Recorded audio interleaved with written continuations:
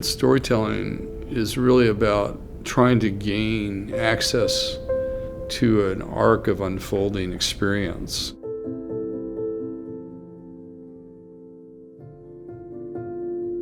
It's almost like putting pearls on a string. You're really capturing individual moments.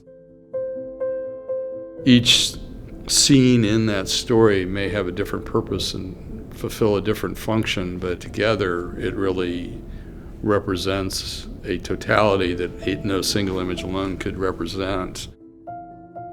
Thinking cinematically that way, of moving people through time and space. There are a lot of different kind of conventions of storytelling, hero's journey being one example, that are the way that we process and understand life experiences. Even though we may not articulate it always that way, we understand those constructs innately, instinctively, and when presented with strong representations of them, we get it. The best photographers that I've worked with have always had a vision for why they are doing the work that they're doing, a kind of intentionality about it that really propels them forward. They have immense visual talent. They have a mastery of aesthetic language that enabled them to articulate the moments that they're witnessing.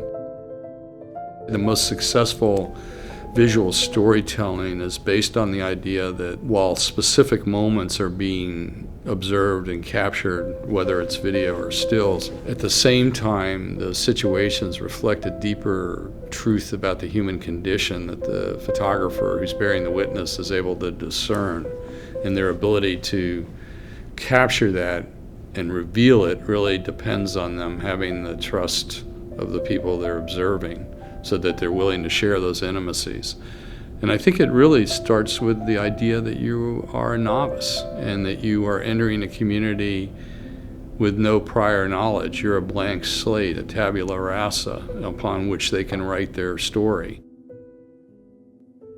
Conveying that you're eager to learn, feel that their stories are powerful and worth telling, and you want their help in understanding how they want those stories told.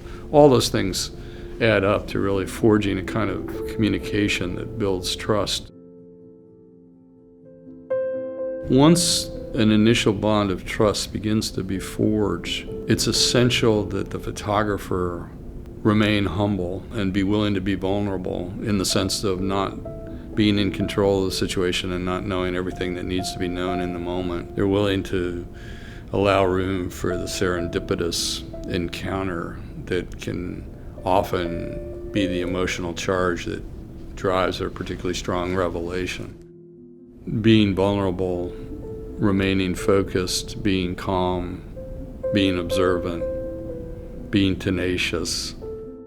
You can't be fully trustworthy if you're not willing to reveal something of yourself in the bargain and to share the things that you've amassed as your own store of experience or knowledge along the arc of your own life, and you offer that in return.